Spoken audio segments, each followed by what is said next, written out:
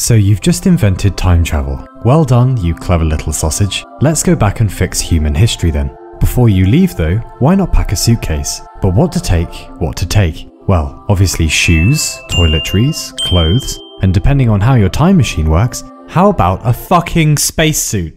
Because if your time machine works like a teleporter, what do you think is going to happen when you push the go button? Let's say you want to pop just 5 hours back in time to breakfast. Well, the Earth is orbiting the Sun at about 67,000 miles an hour. So you're not going to materialize at the kitchen table, you're going to materialize where the kitchen table will be in 5 hours, meaning the Earth is now 335,000 miles behind you.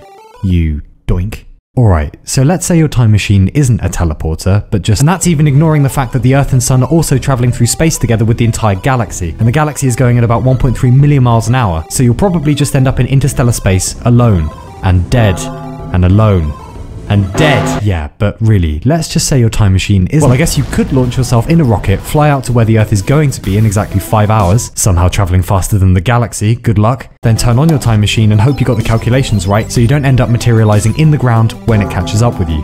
But really, okay, let's just say your time machine isn't— yeah, but even then, what, you're just going to rematerialise in the air, are you? What about the air you're displacing when you pop out of nothing? How dense is a person? Well, about 985 kilograms per meters cubed. Well, air is about 1.2 kilograms per meters cubed. So when you arrive, there'll be a huge compression of matter as you materialise, causing at best a bit of a whoosh noise, and at worst a cheeky touch of, oh, you know, nuclear fusion.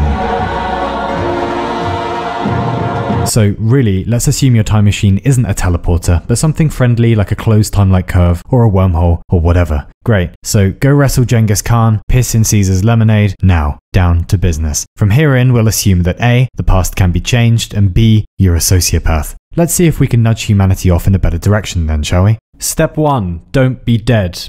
Before going back in time, why not make sure you stay the fuck alive?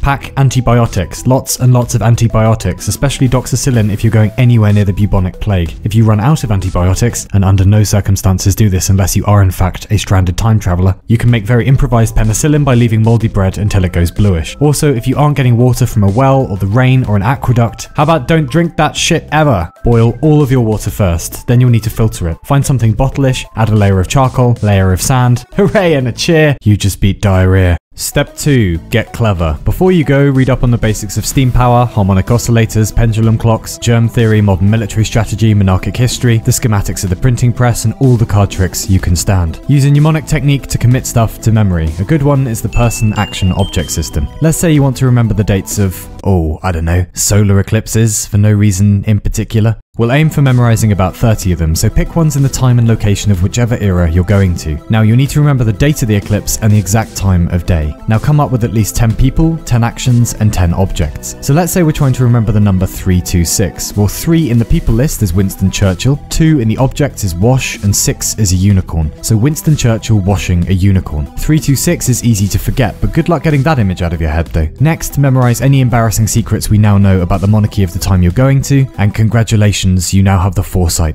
of a god.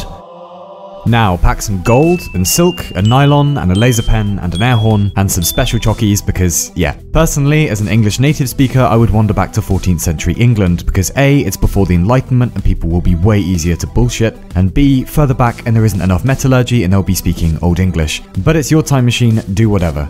Off your fuck then. Upon arriving, if I were you, I would rig your time machine so you can't possibly go back before whenever you've landed. Otherwise, if you screw up, you might be tempted to go back again and again and interfere with yourself, creating a shitstorm of temporal paradoxes. Anyway, welcome to the past, it smells weird and everyone talks funny. So step 3 then, become a living deity. But first, remember that English is a bit of a work in progress, and even just decades back from our own century and you'll sound suspicious. Stick to the 100 most common words in modern English and you'll hopefully be alright. Still, if you open your mouth in public, you're boned.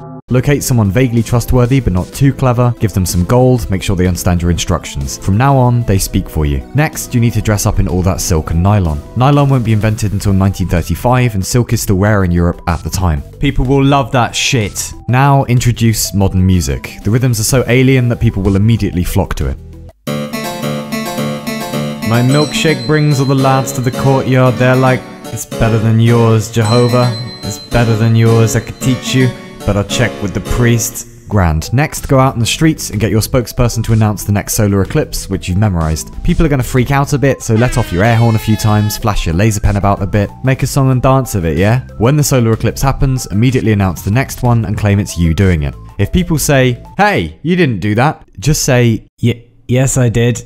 Teach your followers basic hygiene, teach them modern battle strategy, teach them the foundations of royal rule and how flimsy it is. People might talk funny in the past, but power still relies on more or less the same foundations as today, namely weapons and money. The monarchy will send an army and they will attempt to make you dead. You can't win against that however clever you are. So instead, incite revolution. Most of the monarchs of the time retain their power by the threat of violence and the promise that God put them there by divine right. Invent Gutenberg's printing press decades before Gutenberg, begin churning out pamphlet after pamphlet laying out the embarrassing secrets of the current king. Step up antibiotic production, cure people of basic ailments, move you and your followers to a remote patch of the countryside, declare it independent, give it a flashy name, perform miracles every now and then. Card tricks will go down really well probably, people haven't seen them before in Europe. Have your followers track down the finest engineers of the day. I would recommend Filippo Brunelleschi and Guido de Vigivano. Begin constructing basic steam engines, use them to pump clean water up from the ground for all your mates and followers. Have an elaborate underground temple built for you, disappear inside with your time machine, only let your spokesperson come out and give orders. Leave behind extremely specific instructions about how to begin the Industrial Revolution early and grow your army and maintain your future empire and design good irrigation. Finally, have a very basic periscope constructed and stick it out the top of your temple. So let's travel a few decades into the future and see how everything is going.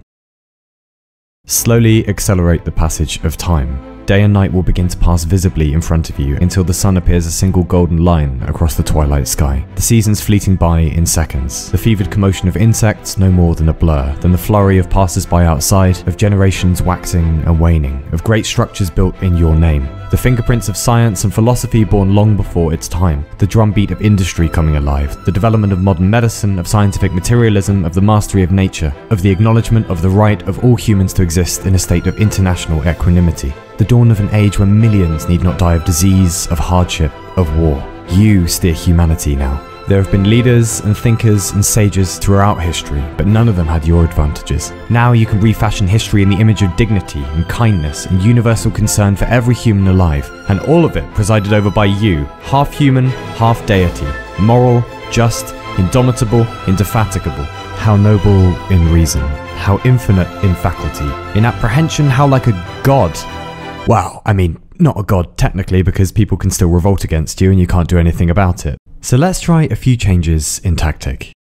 To protect your master plan, direct technology towards absolute surveillance of the population, towards a perfect political science, towards total hegemony. If you want to help humanity, you'll need to live a long time, so order your scientists to research a cure for aging. Drop by to collect the rewards of the new sciences and become immortal. Enhance yourself with electronic augmentation.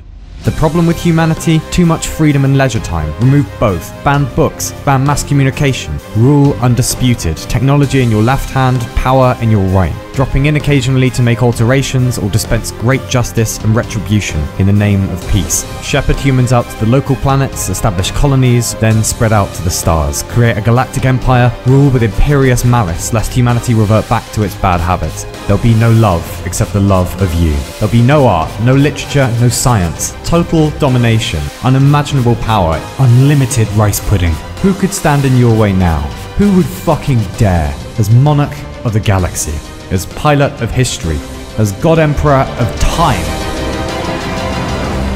Darling, I'm just putting the kettle on. Do you want something? Oh, for fuck's... What does that say on the door, Mum? 25 metres swimming certificate for... No, the other one. Don't come in, recording. Right, so... Well, sorry, I just wanted to know if you wanted a cup of... Too late. I've lost my whole megalomaniac shtick. Just Earl Grey and milk, no sugar. And can you bring the special biscuits in, please?